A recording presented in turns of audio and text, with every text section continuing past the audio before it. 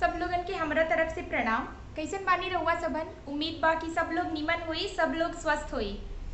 आज हम रहुआ सबन के बीच फिर से हाजिर बानी एगो झूमर के गीत के साथे।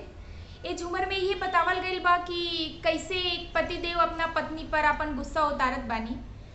तो चलिए आई बिना देर कइले ई मजेदार झूमर सुनल जाओ।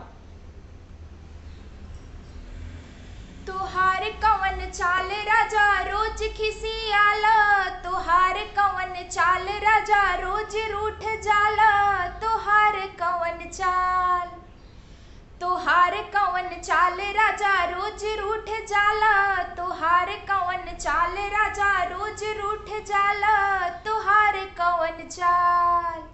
भोरे भोरे उठ करके खाना बनाई, भोरे भोरे उठ करके, भोरे भोरे उठ करके खाना बनाई, खाना बना करके तोहके खियाई, खाना बना करके तोहके खियाई।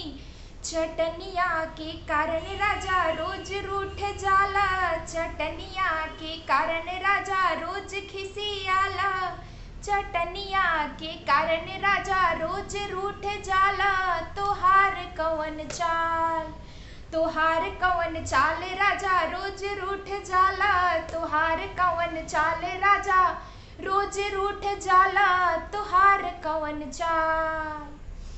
भरी दोपहरिया में कपड़ा सुखाई, भरी दोपहरिया में कपड़ा सुखाई, कपड़ा सुखा करके ओके तही आई, कपड़ा सुखा करके ओके तही आई।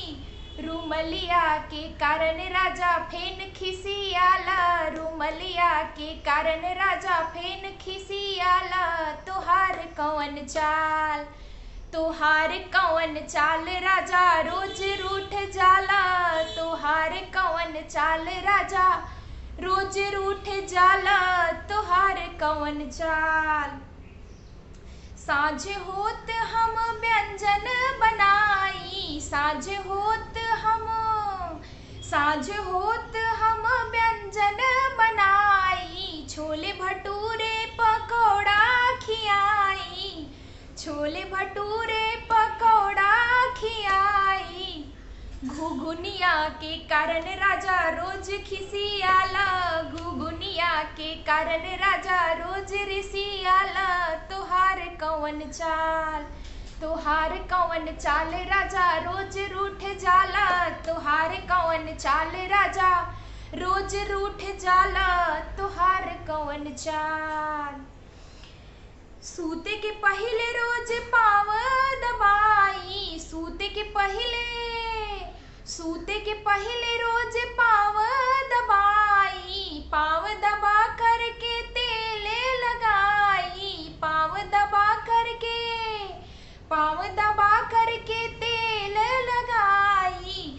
सब बहरा के खीस राजा हम पे ढराला, सब बहरा के खीस राजा हम पे ढराला, तोहार कवन चाल, तोहार कवन चाल राजा रोज रूठ जाला, तोहार कवन चाल राजा रोज रूठ जाला, तोहार कवन चाल। पूरा उम्मीद बाकी गीत जरूर नीमन लागल होगी।